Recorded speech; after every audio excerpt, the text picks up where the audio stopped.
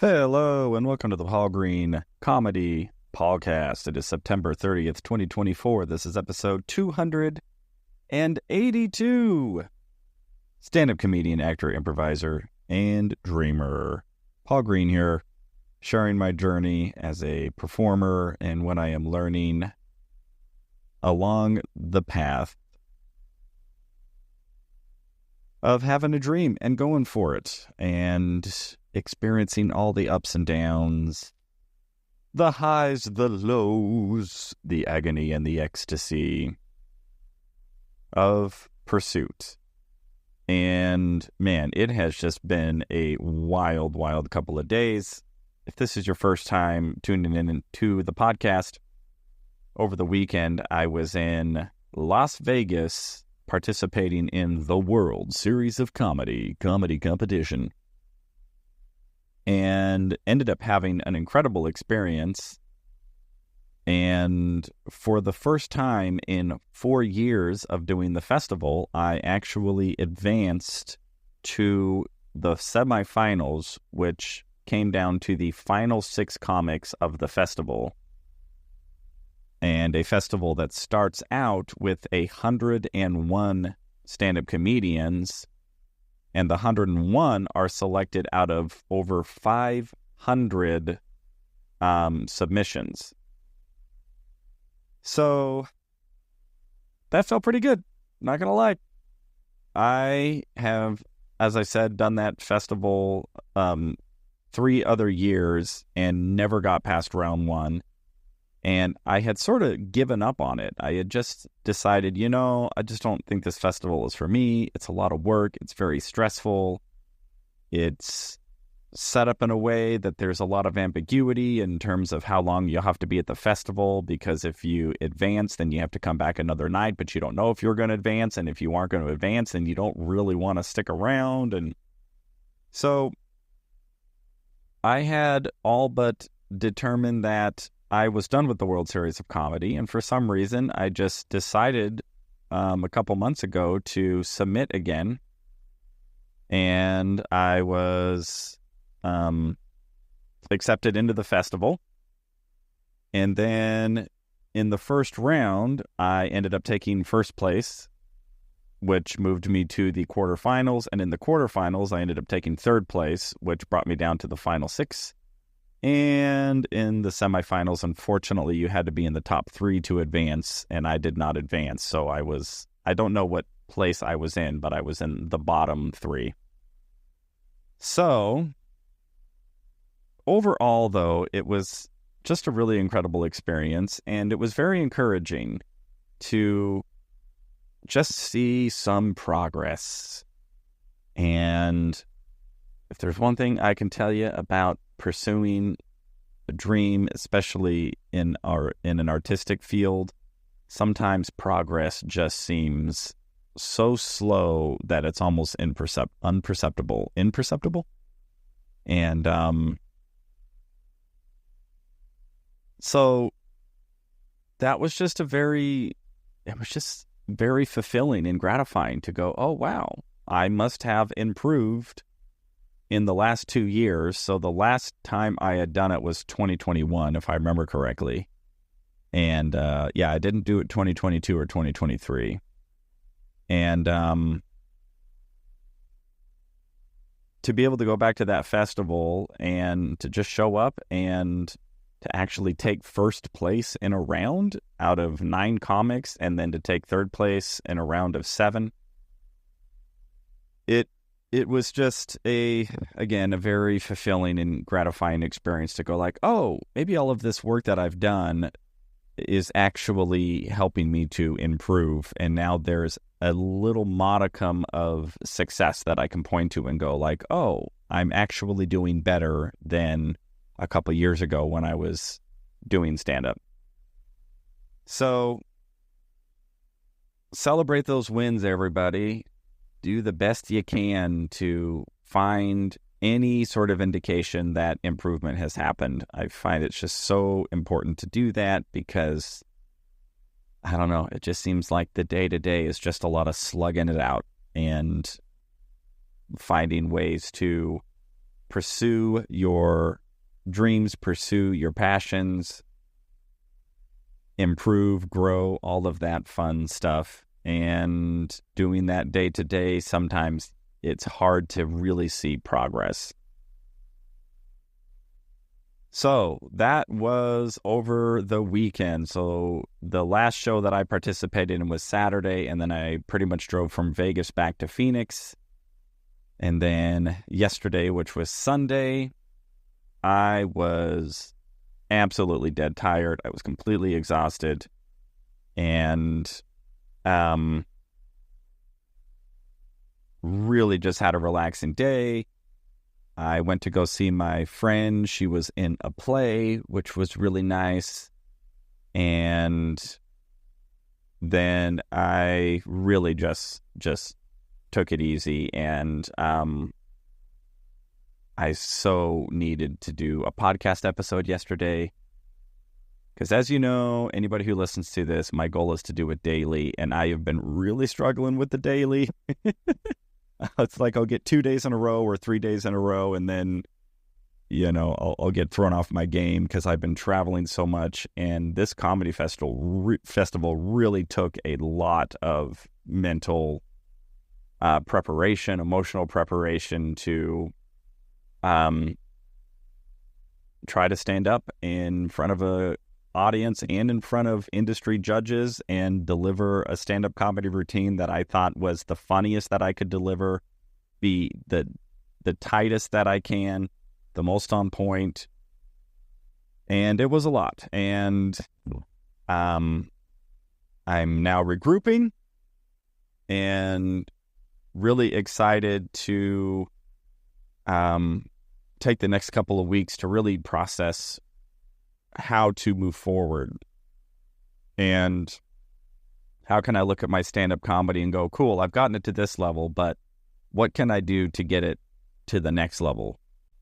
What can I do to get my stand-up comedy to the level to where it's undeniable that I am the first place person? And I say that because in the festival, I ended up in a show with the guy who ended up winning it. And he took first place in the next 3 rounds. So the round that I took third place, he took first. And I remember watching him and just going, oh yeah, he's the guy. He's definitely first place. And it occurred to me, like, well, wait a minute. If it's so easy for me to recognize that he's the first place, and obviously everyone else in the festival did, including the judges, what would it take for me to become that guy? What would it take to where everybody who watches me goes, oh yeah, that's the guy. Oh yeah, that's just the funniest comic of the night. No denying it. And he's moving forward and he's getting first place.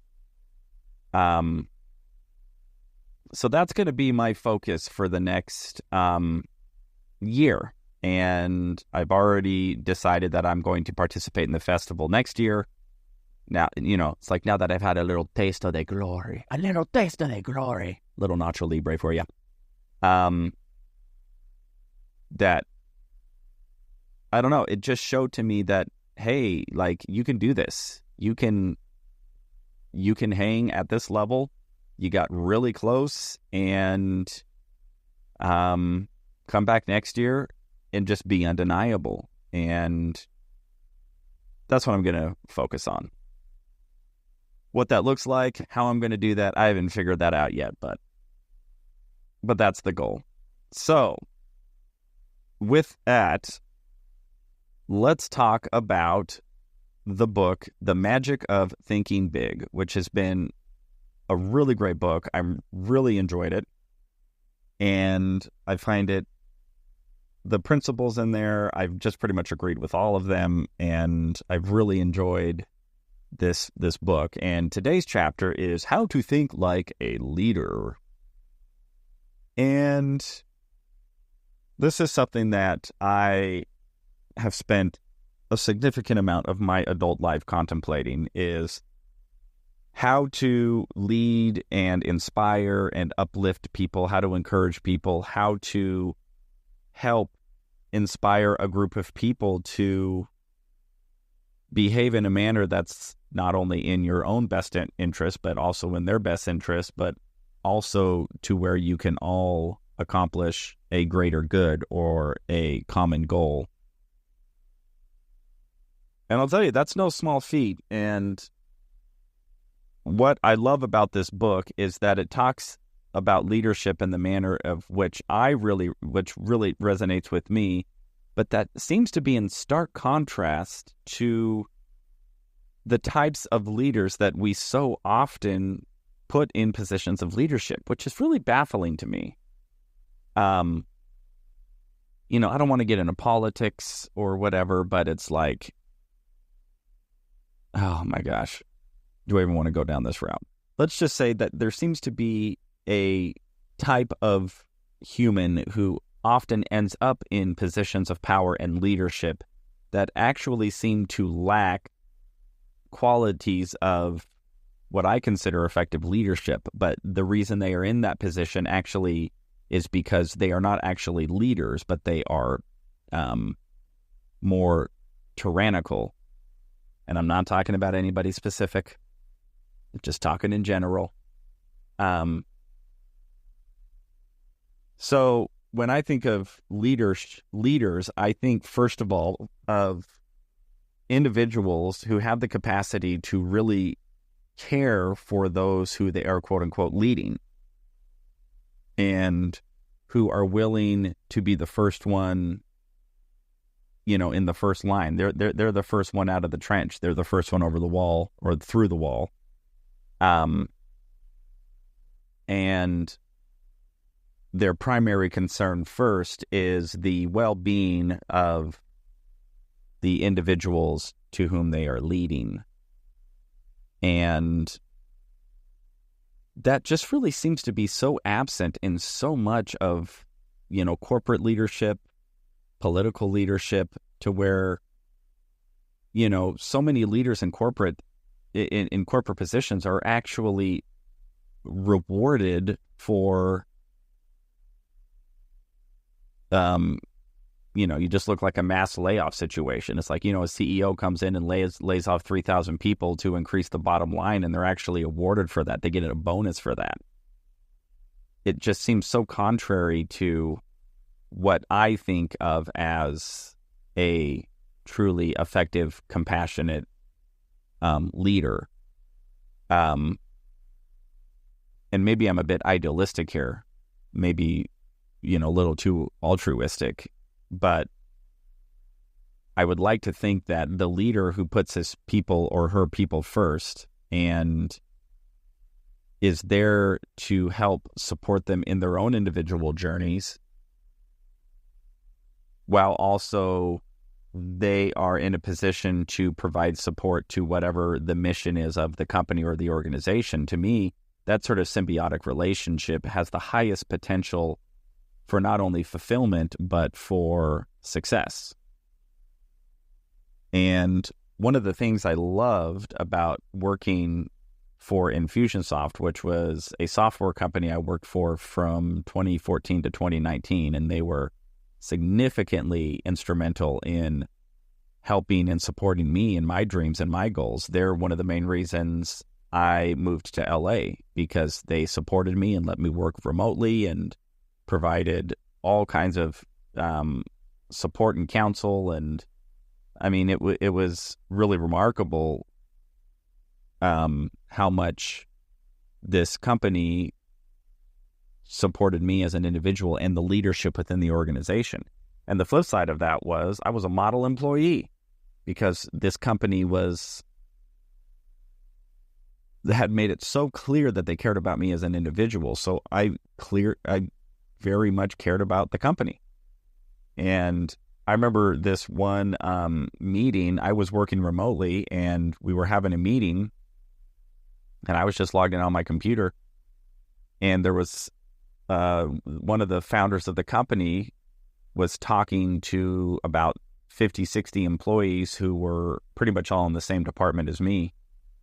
And I had the best numbers in the department in terms of retention, and I don't remember all of the numbers. I think it was retention, number of like customers served, something like that. It was like 3 metrics. And the founder turned to me and just said, how are you doing this? And I just said, well, I just do what the customer needs to help them and support them, even if it's not what I'm supposed to be helping them to do. And what I was talking about is a lot of times customers would come to me, and so I was an onboarding specialist. So customers would buy the software and then I would help them get onboarded. And a lot of times the customers really had specific needs that were beyond the scope of what I was supposed to be helping them with in the onboarding. And I would just go like, oh, this is what you need help doing? Well, screw this. Let's go get those integrations set up. And, oh, you need some email copy? Yeah, I'll help you with your email copy. When we specifically weren't supposed to set up their integrations and weren't supposed to help them with email copy. But that's what the customers needed. And so that's what I help the customers do. And what was really interesting about that is here the founder of the company is asking me, well, how are you being successful? And I'm like, well, I'm successful because I'm taking care of the customers. And the reason I feel comfortable and safe taking care of the customers is because the company's taking care of me. And it's actually really important to me that their customers get taken care of. And so it was this cool little moment of like me being able to give back to the company and show the company that like, hey, you've helped me so much in my life with your leadership. And now I'm going to be a leader by stepping up and doing what needs to be done instead of sort of shrinking behind policy or shrinking behind, oh, no, we can't do that. Oh, sorry, that's against our policy. And, you know, trying to just do the bare minimum to get by. So for that reason alone, I am a big proponent of leadership that comes from a place of compassion and service and taking care of the people as human beings, and then letting them have the freedom to exercise their expertise for the benefit of the mission or the company or whatever it is. So everybody, let's all go out and be effective leaders. All right, that sounded a little cheesy. All right, everybody. So I am going to cut it a little short today, not super short, but that is the update from the weekend and the comedy festival and everything going on. So I hope all of you are doing amazing, that your dreams are coming true, and you are finding joy and fulfillment in the journey. This is the Paul Green Comedy Podcast, September 30th, 2024, episode 282. I love you all so much. I will check in with you tomorrow.